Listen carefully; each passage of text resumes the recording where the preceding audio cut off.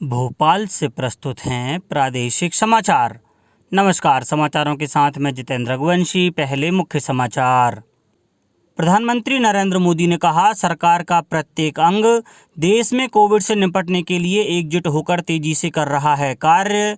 प्रदेश में संपत्ति की खरीदी बिक्री के लिए की गई गाइडलाइन में 30 जून तक कोई परिवर्तन नहीं करने का फैसला। केंद्र सरकार ने रेमडेसिविर इंजेक्शन की कमी दूर करने के लिए अन्य देशों से शुरू किया इसका आयात।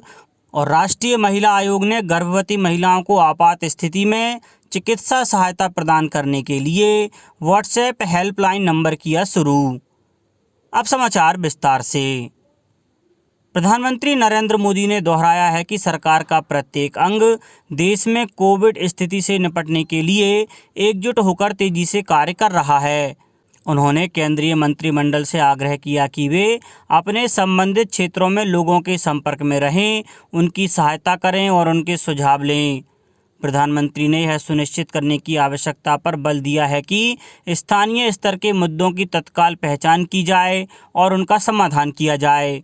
श्री मोदी ने देश में कोविड की दूसरी लहर से उत्पन्न स्थिति पर चर्चा के लिए वर्चुअल माध्यम से आयोजित कल केंद्रीय मंत्रिमंडल की बैठक में यह बात कही। मंत्रिमंडल ने इस बात पर ध्यान दिया कि मौजूदा महामारी का संकट सदी में एक बार होने वाला संकट है और इसने विश्व के समक्ष बड़ी चुनौती उत्पन्न की है। बैठक के दौरान कोविड महामारी से लड़ाई में केंद्र, राज्य सरकारों और देश की जनता के सामूहिक प्रयासों पर आधारित भारत सरकार के टीम इंडिया दृष्टिकोण पर बल दिया गया। मंत्रिमंडल ने पिछले 14 महीनों में केंद्र, राज्य सरकारों और देश की जनता के सभी प्रयासों की समीक्षा भी की। सरकार ने कोरोना संक्रमण को देखते हुए प्रदेश में संपत्ति की खरीदी बिक्री के लिए वित्तीय वर्ष 2021-22 के लिए गाइडलाइन में 30 जून तक कोई परिवर्तन नहीं करने का फैसला किया है। मुख्यमंत्री शिवराज सिंह चौहान ने जनता के नाम जारी अपने संदेश में कहा कि आम नागरिकों की सुविधा को देखते हुए संपत्ति की पंजीयन दर में कोई वृद्धि नहीं की गई है। गाइडलाइन के अनुसार महिलाओं के नाम से पंजीयन शुल्क में 2% की छूट भी पूर्ववत जारी रहेगी। सामान्य पंजीयन की दर 3% है, जबकि महिला आवेदकों के लिए यह दर 1% रखी गई है। वित्त मंत्रालय ने पूंजीगत परियोजनाओं पर व्यय के लिए राज्यों को 50 वर्ष के ब्याज मुक्त ऋण के रूप में 15,000 करोड़ रुपए तक की अतिरिक्त राशि उपलब्ध कराने का फैसला किया है। पूंजीगत व्यय से विशेषकर निर्धन और अकुशल वर्ग के श्रमिकों के लिए रोजगार के अवसर सृजित होते हैं। इससे अर्थव्यवस्था की उत्पादकता क्षमता बढ़ने से आर्थिक वृद्धि की ऊंची दर सुनिश्चित होती है। प्रदेश को मेडिकल ऑक्सीजन में आत्मनिर्भर बनाने की दिशा में सरकार तेजी से काम शुरू कर रही है। कोविड महामारी से सबक लेते हुए सरकार अब प्रदेश के हर जिला अस्पताल को अब ऑक्सीजन के स्तर पर आत्मनिर्भर बनाने जा रही है। निजी अस्पतालों से भी कहा गया है कि वे अपने यहाँ ऑक्सीजन प्लांट लगाएं। जल संसाधन मंत्री तुलसीराम सिलावट ने बताया कि जो अस्पताल अपने परिसर में ऑक्सीजन प्लांट लगाएंगे उन्हें जीएसटी अथवा अन्य करों में छूट भी प्रदान की जाएगी। हालांकि अप्रैल में पहले की अपेक्षा ऑक्सीजन की उपलब्धता 5 गुना बढ़ गई है। बैतूल जिला मुख्यालय में रक्तदाताओं की सुविधा के लिए बस उनके घर तक जाएगी। यदि किसी भी स्थान पर 5 से 6 रक्तदाता जमा हो जाते हैं और वे रक्तदान करने जिला अस्पताल नहीं आ पाते हैं तो ब्लड लेने जिला अस्पताल की ब्लड डोनेट बस उस स्थान पर पहुंच जाएगी। इसके साथ ही जिले के ब्लॉक मुख्यालयों में भी यदि 15 से 20 रक्तदाता होते हैं तो बस रक्त लेने उस ब्लॉक मुख्यालय पर या जिले के किसी भी स्थान तक पहुंच जाएगी। जिला ब्लड बैंक प्रभारी डॉक्टर अंकिता सीते ने कहा कि जिला अस्पताल को हाल ही में ब्लड डोनेट बस मिली है जो कहीं भी पहुंचकर ब्लड डोनेशन करवा सकती है। आज तक न्यूज़ चैनल के सीनियर एंकर रोहित सरदाना का शुक्रवार को कोरोना के चलते निधन हो गया। 42 साल के रोहित ने नोएडा के एक निजी अस्पताल में आखिरी सांस ली। जैसे ही उनके निधन की खबर सामने आई, हर कोई स्तब्ध रह गया। चैनल के लाइव शो में रोहित के साथी एंकर चित्रा त्रिपाठी, अंजना ओम कश्यप और सईद अंसारी रो पड़े। एक एक करके सभी ने रोहित से जुड़ी यादों को शेयर किया। रोहित एक हफ्ते पहले संक्रमित पाए गए थे, जिसके बाद से उनका इलाज चल रहा था। साथ ही एंकर चित्रा त्रिपाठी ने बताया कि 2 दिन पहले ही रोहित ने बताया था कि वह रिकवर हो रहे हैं। जल्द ही वापस ऑफिस ज्वाइन करेंगे, लेकिन अचानक इस खबर ने सबको झकझोर दिया है। रोहित हमेशा लोगों की मदद करते रहे। आखिरी ट्वीट रोहित ने गुरुवार की रात 8 बजे की है। इसमें भी उन्होंने कानपुर की एक कोरोना मरीज के लिए मदद मांगी। केंद्र सरकार ने देश में रेमडेसिविर इंजेक्शन की कमी दूर करने के लिए अन्य देशों से इसका आयात शुरू कर दिया है। रेमडेसिविर इंजेक्शन की 75,000 शीशियों की पहली खेप कल भारत पहुंची। सरकार ने इस इंजेक्शन की 4,50,000 शीशियों का ऑर्डर दिया है। सरकार ने देश में भी रेमडेसिविर की उत्पादन क्षमता प्रति महीने 38 लाख शीशी से बढ़ाकर 1,03,00,000 शीशी कर दिया है। राष्ट्रीय महिला आयोग ने गर्भवती महिलाओं को आपात स्थिति में चिकित्सा सहायता प्रदान करने के लिए व्हाट्सएप हेल्पलाइन नंबर शुरू किया है। नंबर है 9354954224। राष्ट्रीय महिला आयोग ने यह कदम गर्भवती महिलाओं को चिकित्सा सहायता प्राप्त करने में आ रही कठिनाइयों को देखते हुए उठाया है। देश भर में गर्भवती महिलाएं रात दिन किसी भी समय इस नंबर पर आयोग से संपर्क कर सकती हैं।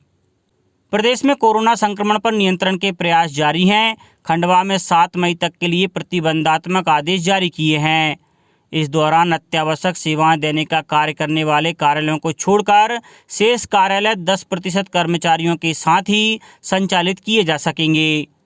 सिंगरौली में रीवा संभाग के कमिश्नर अनिल सुचारी ने कोविड-19 उपचार व्यवस्थाओं की समीक्षा की और लॉकडाउन पर कड़ाई से अमल के निर्देश दिए। अशोकनगर जिले में 141 मरीज स्वस्थ हुए, जबकि 71 नए संक्रमित मिले हैं। देवास जिले में 33 माइक्रो कंटेनमेंट क्षेत्र बनाए गए हैं। जबलपुर जिले के प्रभारी मंत्री डॉक्टर अरविंद भदौरिया पत्रकारों से चर्चा करते हुए बताया कि मरीजों के घर तक दवाएं पहुंचाई जाएंगी। रतलाम के 97 वर्षीय समाजसेवी उद्योगपति भूरामल तांतेड़ ने कोरोना को मात दी। इन्होंने कहा कि कोरोना को केवल एक बीमारी की तरह ही लें और दवाइयों और सही आचरण के साथ इससे जीतें। सागर के पास BORL बीना रिफाइनरी के निकट 1000 बिस्तर वाले कोविड-19 अस्पताल के निर्माण कार्य संचालन के लिए अस्पताल स्तर पर समिति गठित की गई है। सतना जिले के मैहर के विधायक ने जिले के उद्योगपतियों, व्यापारियों और समाज सेवियों से इस महामारी से निपटने में मदद की अपील की है। प्रदेश कांग्रेस अध्यक्ष कमलनाथ ने राज्य सरकार से कोरोना के इस भीषण संकट काल को देखते हुए किसानों के कर्ज भुगतान की तारीख 1 माह के लिए आगे बढ़ाने की बजाय उनका संपूर्ण कर्ज ही माफ़ करने की अपील की है। उन्होंने गेहूं खरीदी की तारीख को मात्र कुछ दिन आगे बढ़ाने की बजाय गेहूं खरीदी के काम में तेजी लाते हुए किसान हित में गेहूं के एक एक दाने की खरीद तक खरीदी चालू रखने की भी मांग की है। प्रदेश के सभी शासकीय हाई स्कूल एवं हायर सेकेंडरी विद्यालयों में रिक्त पदों के विरुद्ध कार्यरत अतिथि शिक्षकों और नवीन व्यावसायिक शिक्षा के अंतर्गत कार्यरत अतिथि शिक्षकों की सेवाएं 30 अप्रैल 2021 के बाद भी ली जा सकेंगी। आयुक्त लोक शिक्षण श्रीमती जयश्री कियावत ने बताया कि कोरोना संक्रमण के कारण शैक्षणिक सत्र 2020-21 की बोर्ड परीक्षाएं संपादित नहीं होने के कारण यह निर्णय लिया गया है। प्रदेश के सभी संभागीय आयुक्त, संचालक, जिला शिक्षा अधिकारी, विकासखंड शिक्षा अधिकारी और सभी प्राचार्यों को इस संबंध में आदेश जारी कर निर्देशित कर दिया गया है। अब कुछ समाचार खेल जगत से। IPL 2021 सीजन के 26वें मैच में पंजाब किंग्स ने रॉयल चैलेंजर्स बेंगलुरु को 34 रन से हरा दिया।